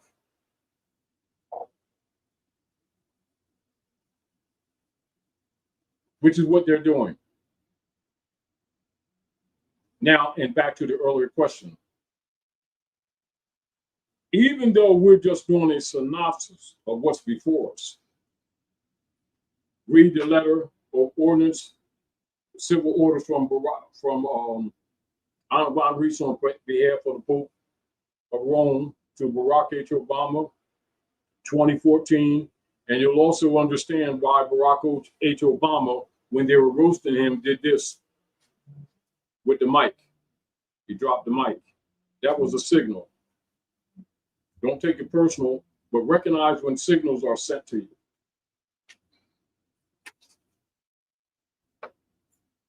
Would you like to share some more, Dr. J? I would just recommend anybody who, like what they heard from what I was reading, that they might, get this book. And it's a lot, particularly here in the back. There are about 193, what they call these, right here, 193 Proverbs of law, and very, very, very good information in these 193 Proverbs to kind of help you, especially if you're working on your trust and or facing a invitation to the court system. And imposition. Imposition, yeah. Facing an imposition. So remember, they're not because remember everything they do is provocation. Look, here's what Right. Proverb 483 is. You have no reason to pull me over. I'm not performing a function of government. I'm not a government agent or employee. Yeah. Once you understand that. Right. Yes. Now you understand when we say what? United States has no employees because there is no United States. It's an illusion. Right. But continue. So just I'll just read a couple of them.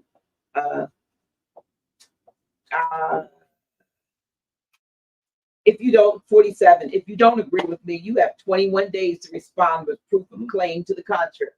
There you go.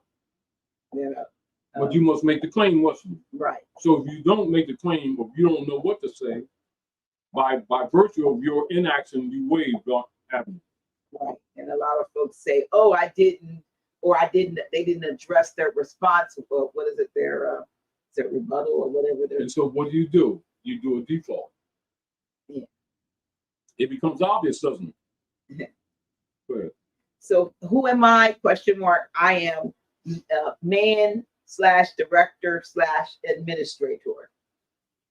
Instead of, or are you looking for the legal person? Because you're dealing with what? An estate, a trust all the time. Right. And yeah. So and so if you're the people of the land, you're the stewards of the land, aren't you? Absolutely. And so that if you say that, you're implying to the world that you're what? Qualified to present for the estate. Continue. 98 is the statutes and regulations only apply to government residents and employees. All corporations. Yeah. Why? Because it's private fund, not you. Yeah. So, but there's 193 of those. In the nature. Oh, look, 120. Y'all know this. If it's boxed off, it's not part of the document. Which is why they put a box around it. Yeah. So those are just a few. There's 193 of those. So it would be. And isn't it? Even in the general conversation, what are we demonstrating, Dr. J? We're demonstrating exposing the motive as to why they don't teach civics. Yeah. Why? Because these are fundamentals that every man, woman, and child should know as you're going into the world. They're called what? The makeup of government. What does makeup refer to? Constitution means make up. And so people are being sent into the world not knowing the fundamental rules of civilization. And their mothers and fathers are the founders of civilization. And we keep demonstrating that we are what? In contempt of them principles. And then we turn around and accredit those civilization principles to the occupiers, to whom, by whom, and from whom it has no origin. Here's a comment that says, Trump said in the debate that this was a 400-year experiment. Well, didn't he tell the truth? Yeah. And what do our people do based following their so-called black leaders? He's a racist. Don't listen to him. Yeah, he told more truth than what they follow. I keep telling you, he was assigned. You need to understand why I said that.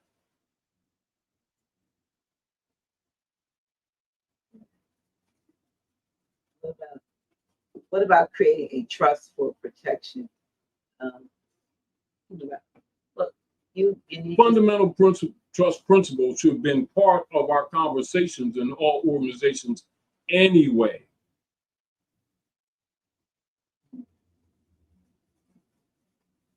Here's number 29. I am a grantor, shareholder, beneficiary of the corporate, all caps, United States Trust.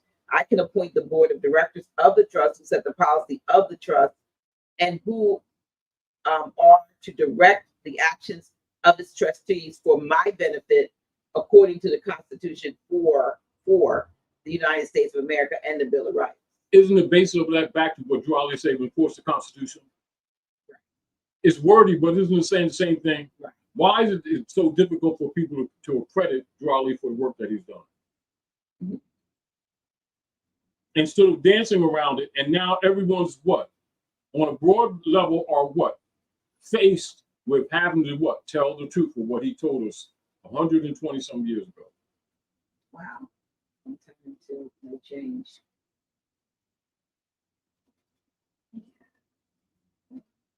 So, the trust that we do have some information in the on the USB drive with regard. There is a PDF of the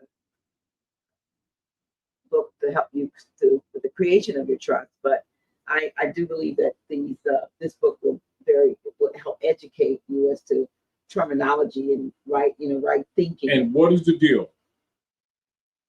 When it all boils down, the people here must do what, Dr. J? What is the implication? Must worship. The people of the land here must present themselves and start talking competently to counter the claim of the Circle Church and Chancery, who have been operating on this land under the guise of legitimate government and have been getting away with it. With the help of so-called people here who claim to be indigenous, who claim to be Moorish, who claim to be Aboriginal, right? Mm-hmm. Who really been working for the Circle Church and Chancery, pretending to be helping the people here, which is why this information, for the most part, is not commonly taught. But would you agree, though? Maybe you won't, because you seem to think everybody knows, but there's so many ignorant, ill-informed folks that have been hoodwinked, and have been, they have had their minds, if you will, programmed to the extent that they have become, what is the word when you're Complicit. Not just complicit, but you're held captive, and then you have a love affair with your captor. I forgot what it's called. They call it it's the same thing that happened with Stockholm syndrome. Stockholm syndrome.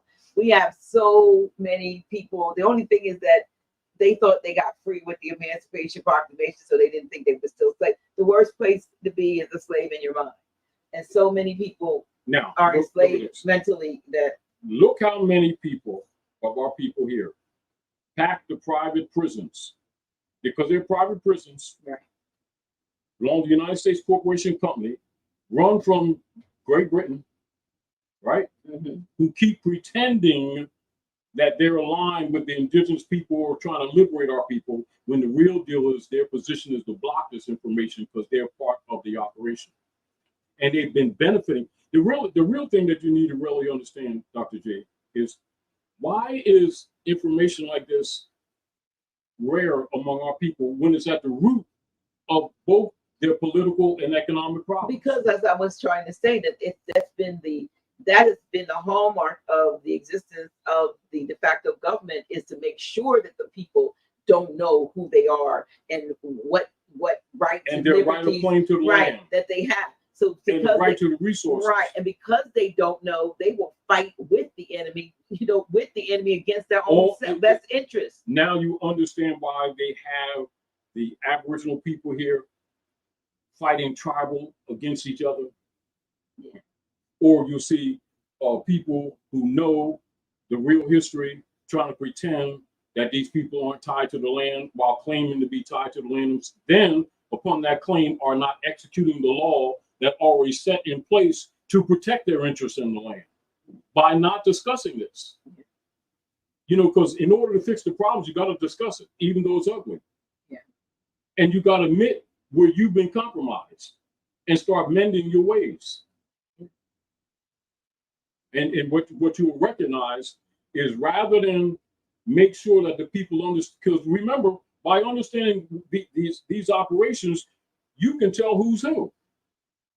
They will expose their own agenda by their activities. I mean, one of the things, and then we're coming to the end, y'all. We only have less than a minute. So, but I do need to say this, from that comical, travesty of a debate that was on the other day.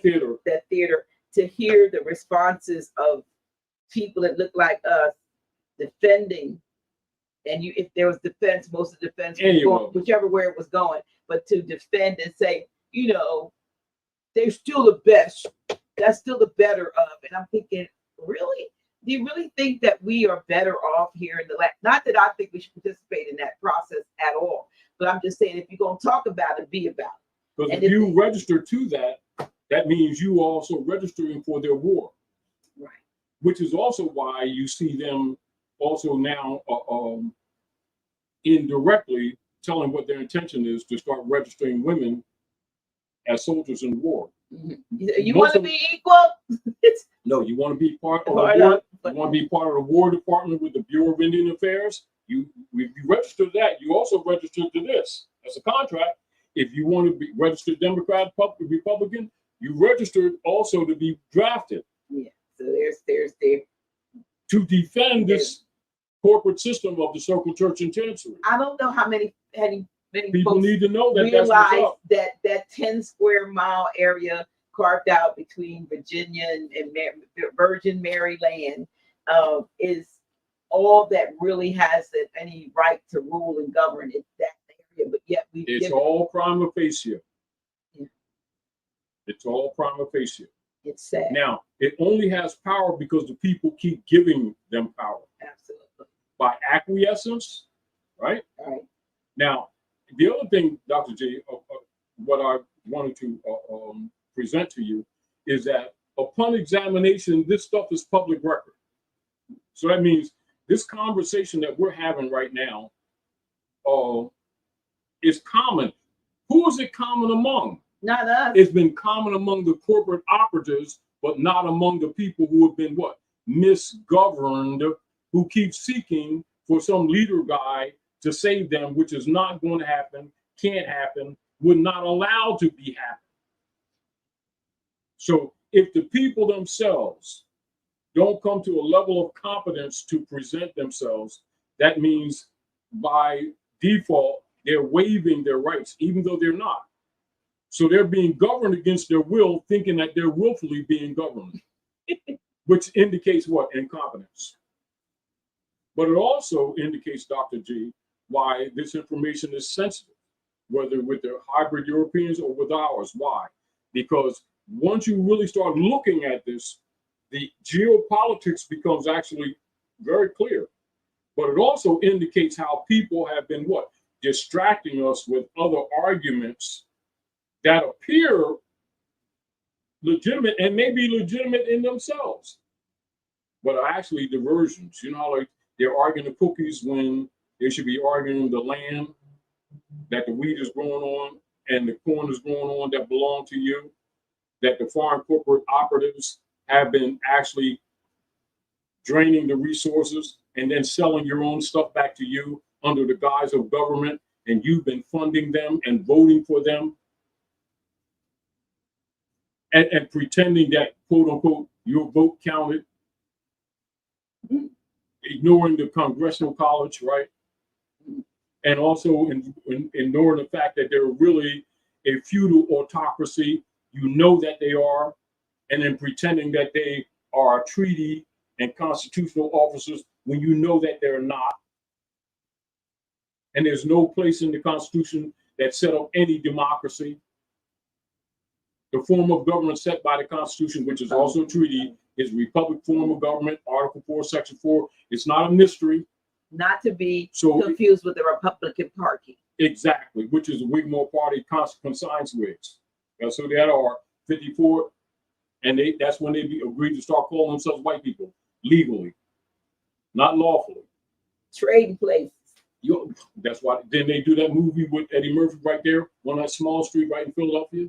Right place to do it. And they act like he has no foundation, i.e. no legs. Mm-hmm. And it's all fraud. And they're dealing with the stock market. I mean, it's not that they're not telling you. Yeah. You're being entertained. You're being entertained. Now, the deal, again, Dr. G, now, of course, we can have these conversations. This is interesting. However, the reality is that the world is no longer buying the treasury bonds and they're dumping them in droves right now.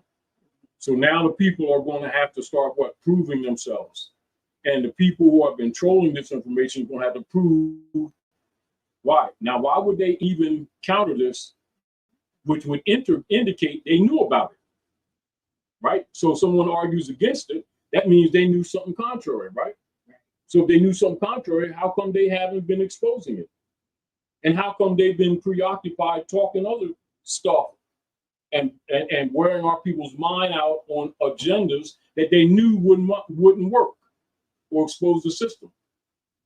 Nevertheless, matters not why, because nobody's buying the U.S. Treasury, are they? So that means the straw man instruments, whether the birth certificate, marriage certificate, and the QV trust, everything that they've leaned all this stuff on, it's not working for the rest of the world. So that means it's internalized. That means they have to eat their own what? Their own soup that they've made for the rest of the world. So how long can they be nourished with the prima facie fraud that they've created? It's become a monster, hasn't it? Internal now, isn't it? So now the monster that they've created for the world now is internal, isn't it? So now, so that means the people of the land have to what? Consciously start separating themselves in any intellectual or political way that they can, intelligently, with honorable people who are working towards those ends. That's called reversion of a state, isn't it? Yep. And it's based on principles, isn't it? It's not based on emotion, is it? No. All right. So with that, I'll say, let's have a grand evening. Yeah, we want to thank you all for tuning in and giving us your attention and so forth. And we're going to say good grand evening. Yeah, grand evening, and everyone. all of that good stuff. And do some research. Right. I was looking at some things and talking about. I don't want to start over again, but I saw something that was kind of get the book. I was going to say some stuff. It's so much common sense. It says, because a lot of them show up all the time. Many of them, because they think you, not me, but they certainly think you do. Many men know many things. No one knows everything, and that's right. True. It avails little to know what ought to be done if you do not know how it is to be done. And we have a lot of, inquiries. He who questions well learns well, and exactly. And that's that. That means question everything. Yeah. Yes. Yeah. So, and no one is bound to give information about things he is ignorant of, but everyone is bound to know that which he gives information about, which is why when people call me and I don't know, I quickly say, I don't know. I may say I'll try to find out, but I don't know if I don't know. And I'm not going to try to pull it out of the air and think that it's something. If it comes to me, then I must know it. But if I can't, if I got to look for it all up in the sky and grit my teeth and now remember fundamental rules of civilization, right? Yeah. Are written. Why is it called common sense? Because common law is rooted in common sense. Yeah. And so this is why Drawley always said, "What if I could get you all thinking again? You would save yourselves." Yeah. And so our presentment is to get people thinking, criticizing, criticize what we do, criticize what we say, analyze it. But just do it. Keep that which is good. Be courteous with your criticism. No, That's all. You don't even have to, because even that, do. This courteousness don't be nasty. That's what fuel. I mean. It's fuel. Yeah, I mean you can be firm. Fuel. You don't have to be nasty. It's fuel. Don't be nasty. It's fuel. You be nasty because ultimately, he don't even see what does it do? Comments. What does it do? But you don't see the stuff. I don't even. Yeah. What does it do? What does it do? Love y'all too. It's fuel. Grand evening to Russia. Back to Russia, El Bay. You crazy lady. We love you though. Since we love you, we get ready to go because we get ready to start all over. We appreciate you all. Thank you for your time. Thank you for your attention, and then we'll be back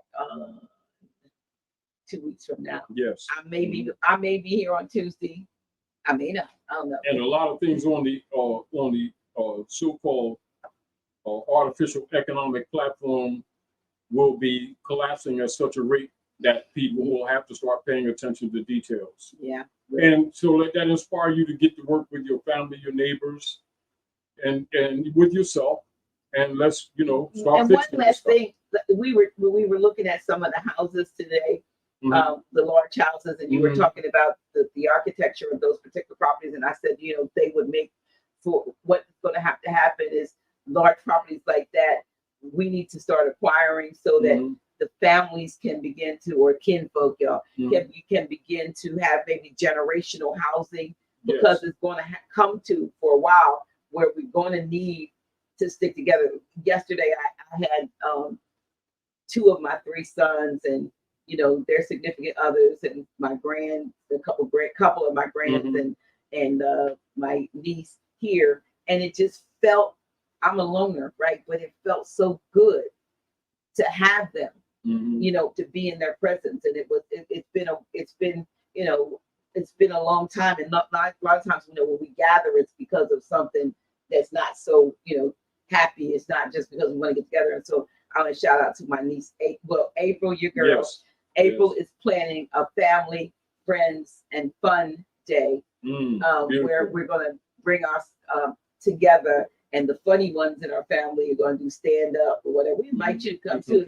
You can come and sing, or do some stand up, or do some poetry on the 21st. Okay. So, but what the point is bringing us together. Get together with your loved ones. Like we used to. Make amends where there's division and so forth, because this now more than ever. So remember, we need each other now more than ever. Rules, because we've been so divided among ourselves. Pretending not to be. Right. You know what I mean? Now, because some of the most evil you're going to find has been among our own. Right. So let's stop pretending that the hybrid just are simply negative and doing negative things to us. We have not been that good to each other. So stop pretending. Yes, right. So we thank you. We appreciate you, yes. and until next time. Yeah, peace. Peace.